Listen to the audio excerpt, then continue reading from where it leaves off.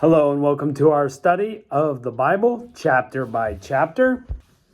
Today we are looking at the book of Obadiah. It's just one chapter long. Excited to see what's happening. It's a prophetic book, so let's see what we've got going in. Obadiah chapter 1, verse 1. The vision of Obadiah. This is what the Lord Yahweh says about Edom. Remember, Edom, the Edomites are the descendants of Esau. We have heard news from Yahweh, and an ambassador is sent among the nations, saying, Arise, let us rise up against her in battle. Behold, I have made you small among the nations. You are greatly despised. The pride of your heart has deceived you, you who dwell in the clefts of the rock, whose habitation is high, who says in his heart, Who will bring me down to the ground?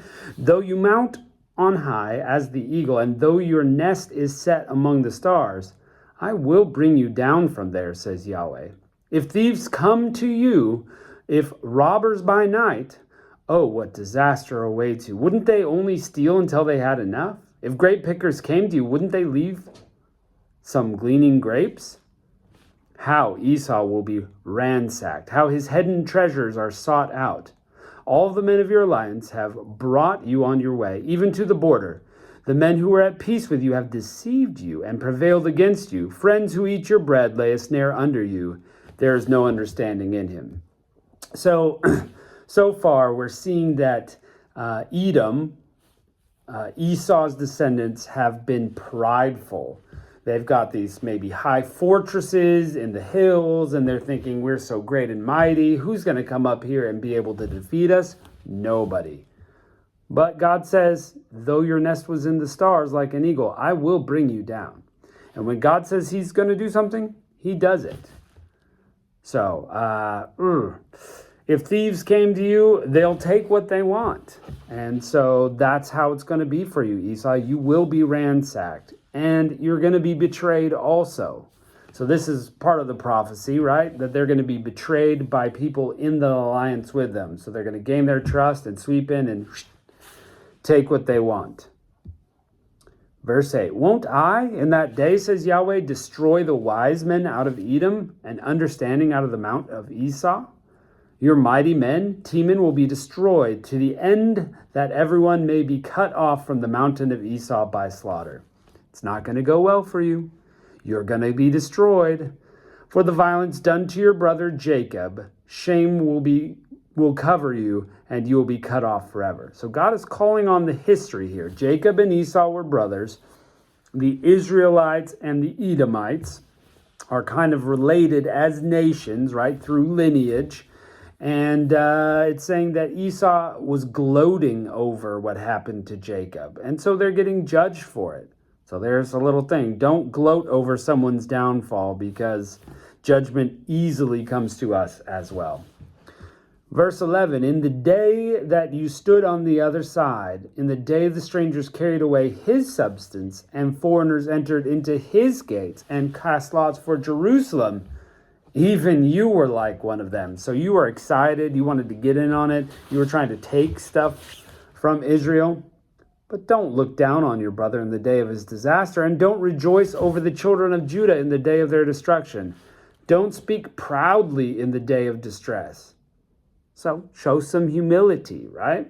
Don't enter into the gate of my people in the day of their calamity. Don't look down on their affliction in the day of their calamity. Neither seize their wealth on the day of their calamity. Don't stand in the crossroads to cut off those of his who escape. Don't deliver those of his who remain in the day of distress. Look, don't betray Jacob. You guys have ancestry together. You need to support your brother, not take advantage of him. For the day of Yahweh is near all the nations. As you have done, it will be done to you. Your deeds will return on your own head. So this is kind of like the golden rule almost, right? Do unto others as you would have them do unto you.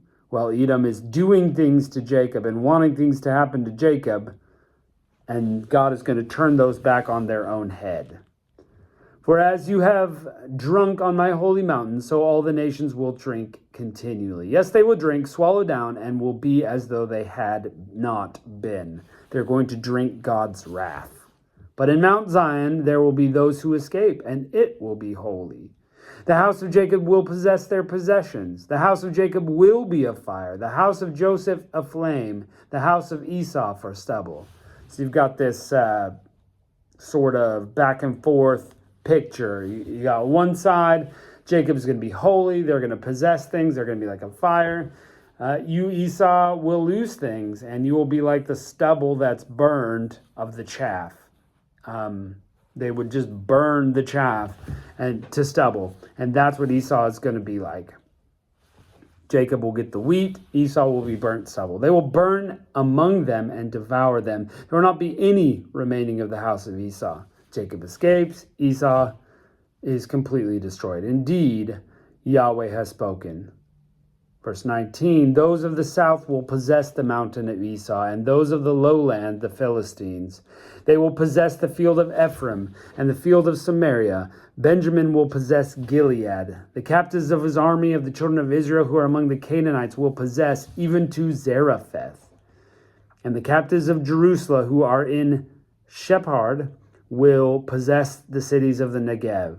Saviors will go up on Mount Zion to judge the mountains of Esau, and the kingdom will be Yahweh's. So that's it. It's going to be utter destruction for Esau and nations surrounding Israel. Israel will survive it. That's what's being said here. Israel will survive and eventually come back and own their land till the end, the 1,000-year reign. Christ is going to reign there. We've read on that.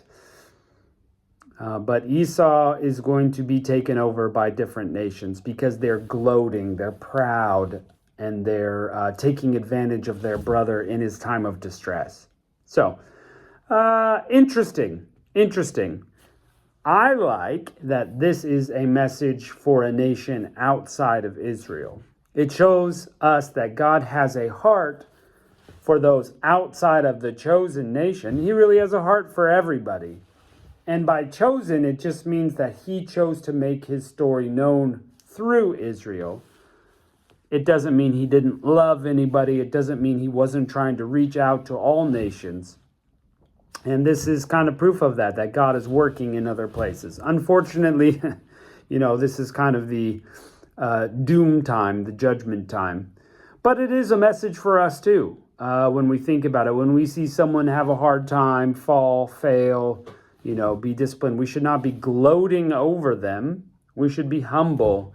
And perhaps if it's appropriate, we should help them. And many times it is appropriate. I mean, I'm sure we could come up with some reasons where it would not be. But, however, our attitude does not need to be one of vengeance and gloating. It needs to be of humility and service. And I think the book of Obadiah kind of points that out. Esau did it wrong. We could do it the right way. And pretty interesting. Interesting that it's, we've had some chapters that are about other nations, but this is a whole book devoted to this message going to Edom. So, well, thank you for joining us for this book of Obadiah. Short and sweet. That's just how it goes sometimes in the Bible. Enjoyed it. And look forward to studying more with you as you come back next time. We're studying one of the most famous, most well-known stories of the Bible. And therefore one of the most famous and well-known prophets. We'll see you next time.